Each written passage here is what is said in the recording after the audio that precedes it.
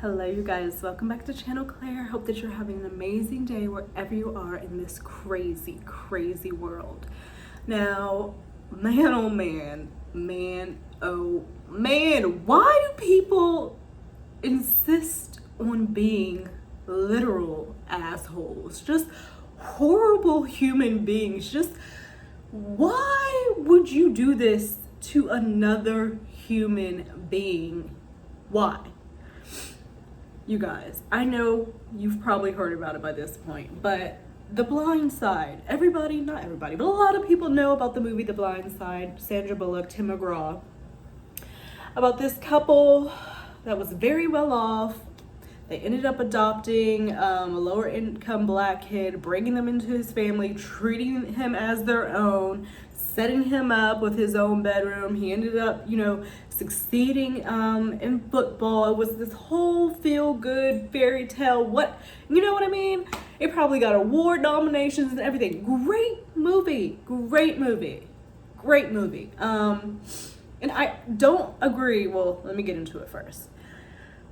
Blind Side apparently is just made up of fucking lies. The movie Blind Side in this story has blindsided everybody the fuck else in this scenario because these two people lied their motherfucking asses off. And it was not caught or was not found out until now in 2023. A lot of shit is happening in 2023, I'm telling you. So this came out yesterday around 12 via ESPN. Retired NFL star Michael Oher, whose supposed adoption out of grinding poverty by a wealthy white family, was immortalized in the 2009 movie. 2009, wow. It was that long ago? Wow.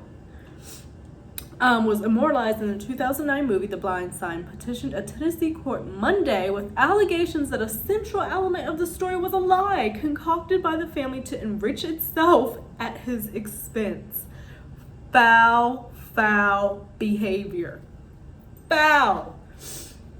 The 14-page petition filed in Shelby County, Tennessee probate court alleges that Sean and Leanne Toffee, who took Orr into their home as a high school student, never adopted him. They made this whole big ordeal in the movie that he was adopted, one of the family, being treated as their own. It was never done. Never done. Instead, less than 3 months after he turned 18 in 2004, the petition says the couple tricked him into signing a document making them his conservators, which gave them legal authority to make business deals in his names. Shady, shisty, foul. How are you going to do that? So what do you pick this? There's so many levels of wrongness to this story that it is insane. It's so insane. The petition further alleges that Toffees used their power as conservator to strike a deal that paid them and their two birth children millions of dollars in royalties from an Oscar-winning, I knew it had awards, I knew it did, from an Oscar-winning film that earned more than $300 million, while Orr got nothing. Nothing. He says the story would not even existed without him. He got nothing. An Oscar-winning film, $300 million, they gave him not a single fucking cent. The depravity and evil of this couple, and I don't even know if their kids knew what the fuck was going on, so I don't want to say family, but couple is trash. It is trash. Like, I couldn't even believe what I was reading because we've all seen the fucking movie. And it was such a feel-good, like, oh, there really are good people out in the world. She just wanted to take him in out of the goodness of her fucking heart. Whole time, never adopted, had him sign a conservatorship at 18 so that they could use his name and make business deals on his behalf with an Oscar-winning freaking film that made $300 million. Crazy. Absolutely crazy. In the years since, the Telfies have continued calling the 37-year-old their adopted son and have used that assertion to promote their foundation as well as Leanne's work as an author and motivational speaker. That reminds me of that lady who was trying to act like she was like a 9/11 survivor, was doing the fucking most, and then it came out like, why do people do the things they do and think that they're never going to be found out? Ever. It's just astounding to me. The lie of Michael's adoption is one upon which the co-conservators Leanne Telfie and Sean have enriched themselves at the expense of their ward. The undersigned Michael Orr, the legal filings say. He discovered this lie to his chagrin and embarrassment of February of 2023, so just earlier this year, when he learned that the conservatorship to which he consented on the basis that doing so would make him a member of the family, because they probably lied and said this is that, didn't even tell what the fuck he was signing, which is illegal, I'm sure, somewhere. This pisses me off so badly because they completely took advantage of this boy, this man now, and it's just like, how do you sleep with yourself at night of taking all of this money for a story that is not yours and giving him not a cent? Not a cent. I'm so confused. Wow, having him think that he was a part of the family, which is all he really wanted, was to be a part of a fucking family. He didn't even ask for no money from the movie, it seems like. He didn't get any, but did he ask for it? Like, we don't know. The family did not immediately return phone calls Monday to numbers listed for them. Their attorney, Steve Ferris, declined to comment as well. Of course. Sean told the Daily website that he was stunned by Orr's allegations. Oh, I'm sure you're so stunned. You're stunned he figured it out and got y'all's fucking clock?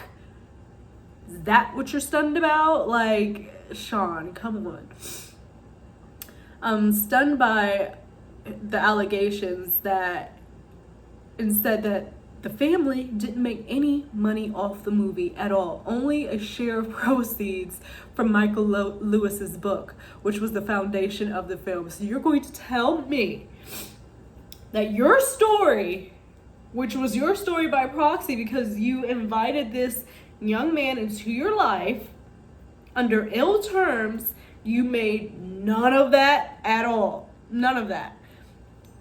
I want to see that proven. I want their records taken. I want to see where their money was coming from. I want bank statements. I want the trail to be fucking found because this is just wild. We're just devastated, Sean told the outlet. It's upsetting to think we would make money off of any of our children, but we're going to love Michael at 37 like we would love him at 16. Whatever. It says based on an extraordinary true story. Literally, that's what the movie was promoted as. The petition also asks the court to end the conservatorship and issue an injunction barring them from using his name and likeness. Absolutely. It also seeks a full accounting of the money the Toys earned using Orr's name and to have the couple pay him his fair share profits. Damn. And as well, unspecified compensatory and punitive damages. Like, because it's just wrong. Since August of 2004, conservators have allowed Michael specifically and the public generally to believe the conservators adopted Michael and have used that untruth to gain financial advantages. So even if you didn't make money off of the movie, you sure as hell made money off your books, your speaking engagements, you know, whatever events you got invited to simply because your name is Leanne, whatever. It just makes me so upset that people do what they do. It really, really does. So they have this petition going.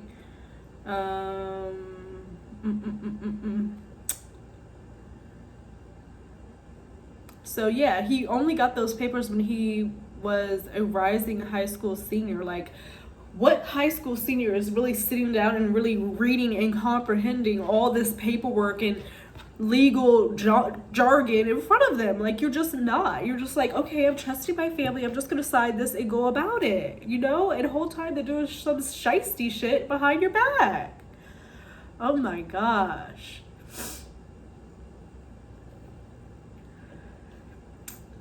Apparently, the family told him that there was essentially no difference between adoption and conservatorship.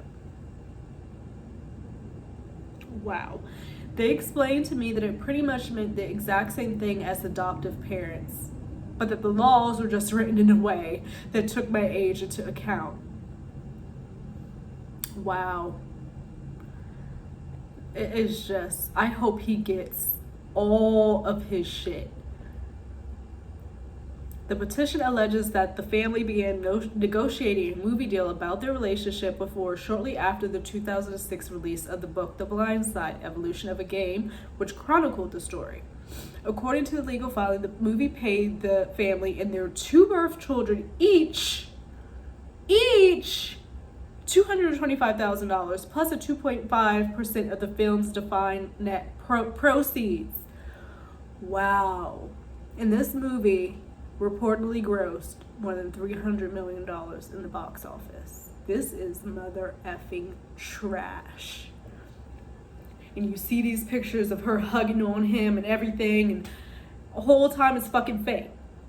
It's fucking fake. It's like so sick. Like, you don't know, like, he was trusting these people. They were the family that he knew. The whole time they were yanking his chain behind his back. And now people are trying to come from Sandra Bullock, who played Leanne in the movie, and it's just like, I think they're trying to like strip her of an Oscar and all of this, but I'm sure she didn't know this shiesty shit was going on. And the fact that Sandra Bullock, didn't she just lose her partner from ALS? No, like, that's not the route we're going to take with Sandra Bullock. That's just not the route we're going to take. I just think this is just all types of effed, what they did to this young man, and I hope that he gets every cent he's asking for, if not hell of a lot more than punitive damages. They could do a Johnny Depp on their ass, because that is just unreal. So I definitely hope that Michael gets his just due and his justice in court, and sees definitely a check come across his desk, a couple of them, because that's ridiculous. And they should just settle, or else all your shit's just gonna be out on Front Street. Settle, give him his money. You know you didn't pay him. You knew you falsely gave him these papers and said, oh, this is just the same as an adoption. The whole time you're taking all type of legal rights or whatever the fuck in his name to do whatever the hell you want to do with it. Wow. In other news, I did watch The Real Housewives of New York Reboot episode 5, and I thought it was a good episode. I really did. I really did. And I just want to say off the bat, I'm enjoying all of the fashions. Truly, I think all the ladies can dress. They all have their own signature style, whether it's rented or not, per Bethany and her podcast. I think that they look good, and I really am just loving the little, like, the city vibe, and seeing all the little spots. Like, it does give us like a different vibe, a different feel. It's young, it's fresh, it's new, and we're enjoying it. And I'm sure the OGs don't like that. I really don't think they do. But I was surprised that this episode was literally Giselle. Giselle was the episode. She is the episode. I'm like, is Giselle about to take over the show? Is she going to be the face? Is she going to be the breakout star? And I will admit, I did not see that from Giselle. Like, the past maybe 3 episodes, I start seeing her come out a little bit. Last episode, the first 3, I was like, oh, I don't know if this chick is gonna work. She's a little quiet. She doesn't really have much going on. But boy, was I so fucking wrong. Giselle, first of all, very highly connected. Very highly connected in the fashion world. I didn't know how much so. She had a little cocktail thing because she is going back to working, which was a whole ordeal with her and Aaron. she is working. She's a fashion publicist. So from what I gather, different designers come to her to, you know, be their for her to be their publicist. A fashion publicist. I had no clue that was a thing.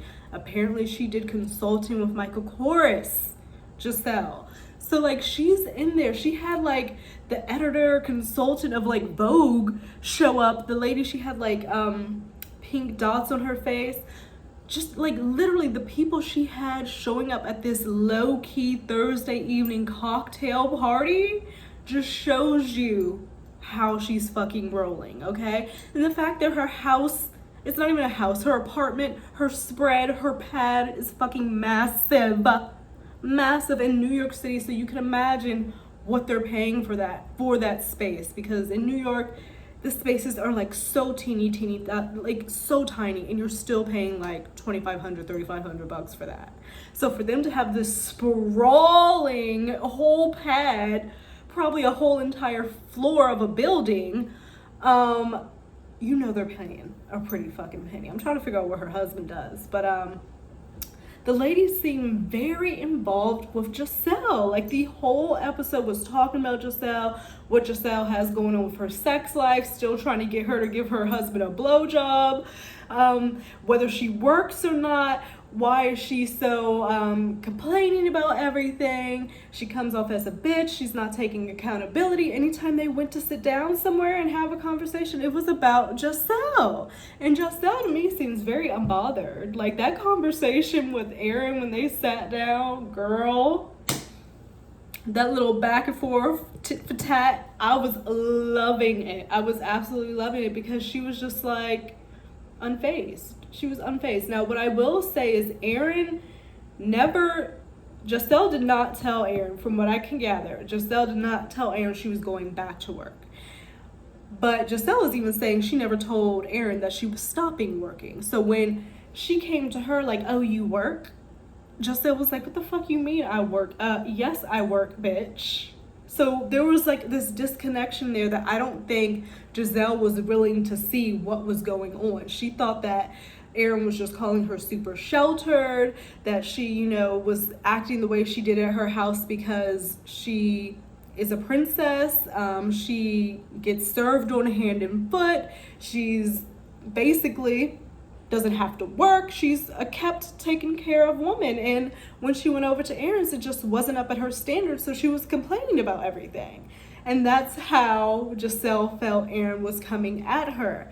But I felt Aaron was coming at it more as like, you know, it did seem like you came over to my house and you didn't seem really happy. You were unhappy with this, you were unhappy with that. Like they were showing little clips, and it made me feel a type of way, and left it at that.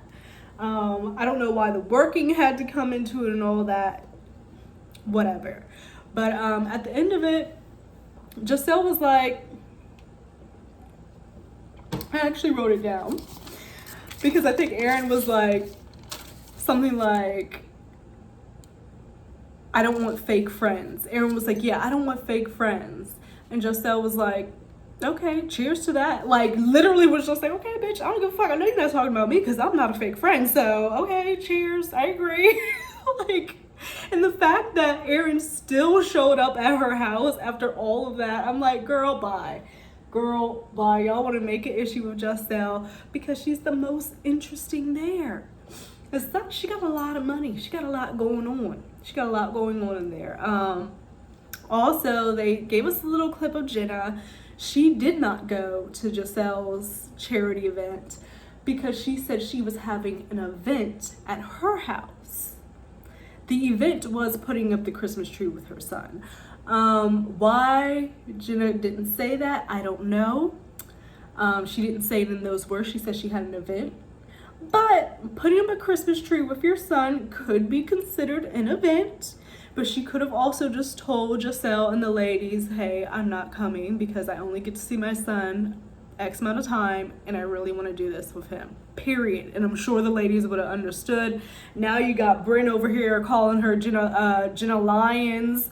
like she's a liar or whatever, trying to make a big deal of that. And it was probably simply the fact that she didn't feel like going out on a Thursday night in the cold in New York and wanted to stay at home and have someone decorate her tree as she enjoyed her goddaughters and her son. Period. Why Jenna didn't say that though in that way, I don't know. Possibly to spare Giselle's feelings, but either way, whatever. Like, I know they're gonna make a big deal of that, but whatever.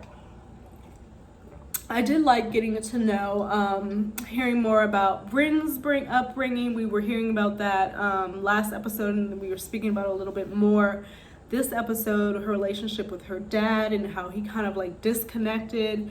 But then once he got sick, he came back around and she was able to have that relationship with him and visit him at the hospital and everything like that. So I just thought that was good of her to do. That was very big of her, you know, to just be able to set all of that aside, however it may have affected her, and seeing that her dad needed someone in this moment as he was passing, and she was able to do that and forgive him. I think that was very, very big of her. Didn't see much of Uba. Didn't see much Sai. It was mainly Aaron and Giselle this episode. Like, truly.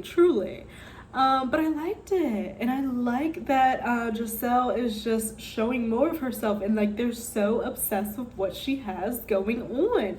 Does she work or does she not? Like, quite frankly, Giselle seems like she can do whatever the fuck she wants to do. And I love that for her. Oh, that's right. I did also want to say, like, the New York ladies have always been very well connected, but these ladies are as well, because Jenna was talking, she had a little friend over or whatever, and they were going through her clothes, and she was like, yeah, this I met Kate Middleton in, this I met Beyonce in, yeah, this is a piece from when I graduated Parsons, and Donna Karen was like, you need to do, and I'm like, she's just like name dropping like it's fucking casual. I'm like, okay, Jenna, but she was like J. Crew. So I think that they have found women that, like, for me, it's inspiring, because I just love that whole fashion world and everything, and the fact, like, I didn't even know there was a fashion publicist. Giselle has been doing this for over like 20 years apparently, and has done very well in it. She worked at Michael Kors. She knows all these people. She knows how to dress. You can see, you know, okay. So like, I'm really enjoying these ladies, and I'm looking forward to see more of their story. I think next episode looks pretty good with Aaron's wedding anniversary coming up, so I'm looking forward. Like, the third episode 1 through 3 kind of had me like, oh my god, like, do I even want to turn this on? But now I feel a little bit more excited about it and where they're going to go, quite honestly. One other thing I found so funny was because Giselle was just letting Aaron fucking have it in their sit-down conversation. Aaron is a real estate, right, in New York, so she's gonna know what's up and coming, what's this, that, and the other. And they're at this place, which I guess is in Aaron's neighborhood, which is Tribeca. And she was like, yeah, like, I really like this place. She was like, yeah, like, and Giselle was like, yeah, it's really nice. Like, this is an up and coming place. Like, you know, it has potential. She's like, up and coming? This is Tribeca. What the fuck are you talking about? And Aaron's like, that just tells me you know nothing about fucking New York if you're gonna say Tribeca is up and coming. And I'm like, you know, I know Tribeca, but you know, I wouldn't know.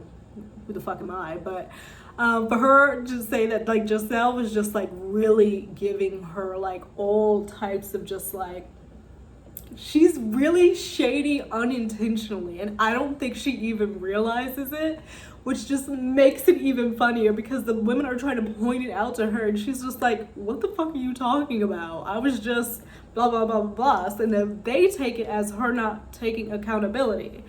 So it's just, you know, petty drama for now, but you're seeing the dynamics.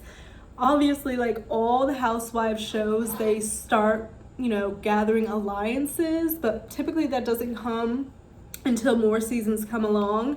Right now, the alliance I could see would be Brynn,